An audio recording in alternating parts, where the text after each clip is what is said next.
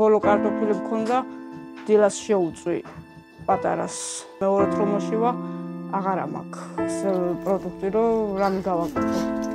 სარიელა ხახვი და ზეთი ყრია, მეტი არაფერი არ მაქვს სხვა. ჩვენი დროის საშინელებები, სამი პატარა შიმშილისგან გონებას კარგავს. მათი მძიმე დავადმყოფი დედა კი ნერვიულობის გამო ეპილეფსიის საშინელი შეტევებისგან მკვდარივით ეცემა. მრავალშვილიანი ოჯახი რომ სიკვდილს გადავარჩინოთ, ახლავე საჭიროა პროდუქტები და მედიკამენტები. ყოველთვიურად ნინოს წინ დგება საშინელი არჩევანი, იყიდოს ეპილეფსიის წამლები თუ საკვები. ის კი დაუფიქრებლად ირჩევს ბავშვების დანაყრებას და საკუთარ ჯანმრთელობას წირავს. დღეს ამ გმირ დედას ძალიან სჭირდება ჩვენი დახმარება, მეგობრებო. მეუღლე ოპერაციის შემდეგ ჯერ კიდევ სუსტადაა და ვერ მუშაობს. ოჯახი გადარჩენას ცდილობს ერთი სოციალური დახმარებიდან მეორემდე. ნაქირავებ ბინაში არაფერია, მხოლოდ სარიელი კედლები და ცივი იატაკი. არც სარეცხის მანქანა, არც გასხურა, არც ტელევიზორი. სახლში არ არის ცხელი წყალი და არც აბაზანა. ბავშვების დაბანა პირდაპირ ეზოში, ნიჟარაში უწევ. ნუ დარჩებით გულგრილის სხვისი უბედურების მიმართ. გახსოვდეთ, სიკეთე და თანაგრძნობა ის თვისებებია, რომლებიც ადამიანებად გვაქცევს.